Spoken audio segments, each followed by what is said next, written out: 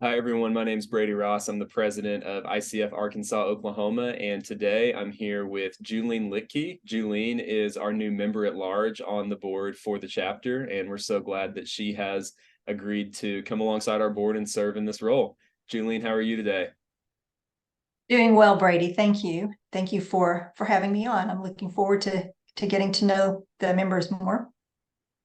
And Yeah, we're so glad that you agreed to serve in this role. And for any of our chapter members who may be watching, Julene is a great resource and person to talk with if you have questions about the chapter, or if you have ideas or anything that you want to discuss. She's more than happy to visit with you about that and then take any thoughts that you have to our board meetings and conversations. So for this video, Julene, I'd love to hear just a little more about you and your journey into coaching. So as we start off, tell us a little more about why you decided to become a coach and what that process was like for you.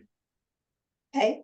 Well, for me, it started out with a little bit of a different track, just noticing the impact that leadership has on lives in such a powerful way. I actually started on a leadership track. So I started with the John Maxwell Team, getting a certification there, and they have different lanes, and one of them was the coaching lane, and that was my first exposure to coaching.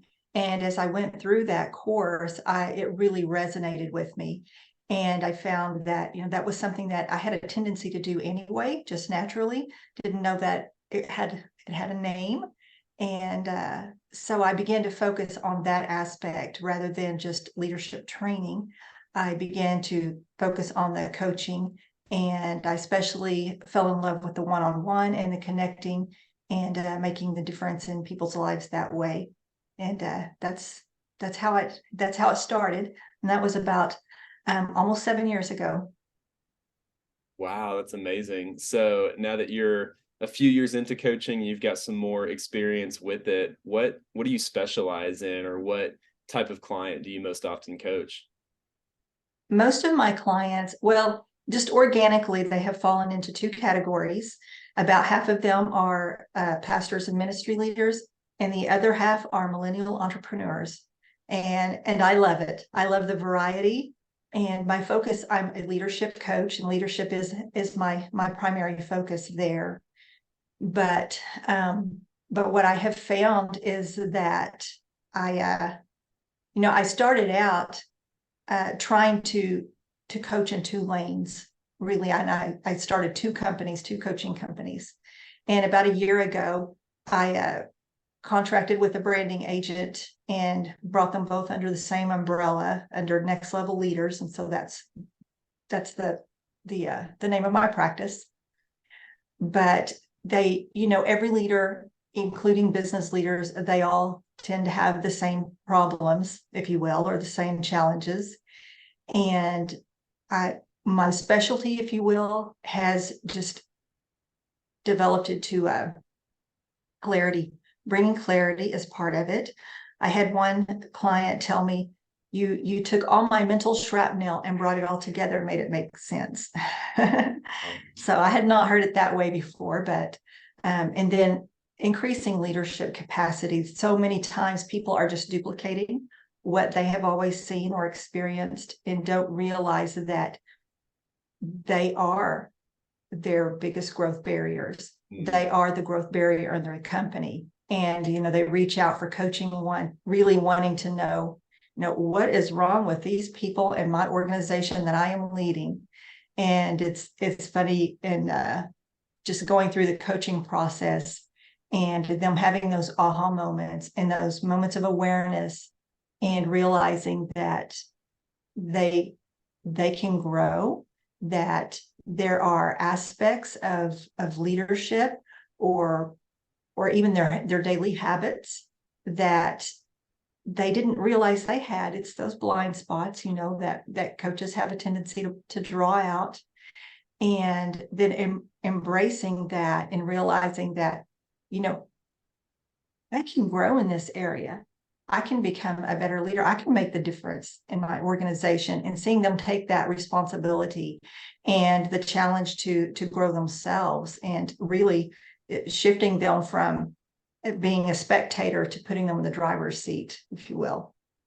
Yes, absolutely. I think about one of the frameworks that we learned when I was doing my coach training around triple loop learning. And at level one, when you're trying to make changes, you can attempt to change the outcomes, and that's not always effective. The second level, a little below that, is you can change the process or the action that get you to the outcomes. And then the most effective level is level three, which is changing your perceptions or your values or your beliefs around a situation. And I just think about that model as I hear you talk, because I imagine there's a lot of people out there who want to get different results, but they're following the same patterns and therefore not experiencing success. When really, to create lasting change, you have to go multiple levels below the surface and look at what actually impacts our methodology or our approach. And I just think coaching is such a great space to be able to have those types of conversations. And I love that that is a value that you have in your coaching as well. So before we wrap up, I'd love to hear a little more about, so we do ICF coaching, we're the ICF chapter, and I would love to hear from your perspective. What do you think people should know about hiring an ICF coach, or what it's like to be coached by an ICF credentialed coach? Sure. And I'll have to say, when I started coaching, I did not even know the ICF existed. And I became an ACC about 9 months ago. And so certainly I am finding that a lot of the major organizations, at least, or corporations, will only hire ICF coaches. And it's important, I think, that people understand why ICF is the gold standard. I typically tell people, coaching is an unregulated industry, and so it's important to know the credentials of your coach. I think that as far as what people should know about professional coaching, it's a safe environment to explore and uncover blind spots in a safe place, a place to discover fresh perspectives. And that could be opportunities, or it could be obstacles. It could be the blind spots again. Your coach is a trustworthy person to help you navigate that journey, a sounding board, an accountability partner. And it's, people, a lot of times, they don't know what they don't know.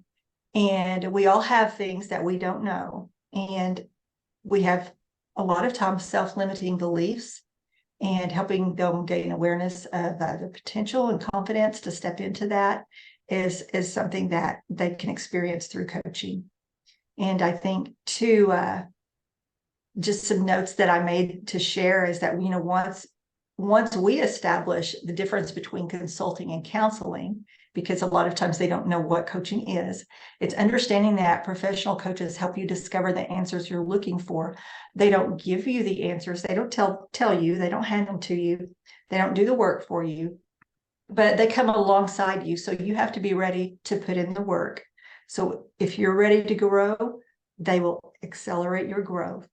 If you're just looking for justification or affirmation for your present state, that's not what you're going to find, because they're going to ask you the hard questions. So if you're ready to grow, this is going to be an incredible experience for you. And if you're not, they may help you get there.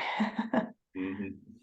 Yeah, I love that philosophy about coaching, because it paints coaching as a partnership, right? It's not all about the coach providing the answers or directing the client down a particular path, but it's more about the work that the coach and the coachee do together. And it's a reminder that both of those roles are important and necessary in order for the coachee to move forward and reach their goals. So I think that's so valuable.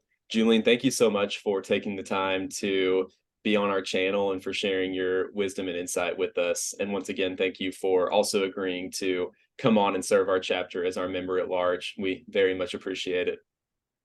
Pleasure. Thank you, Brady.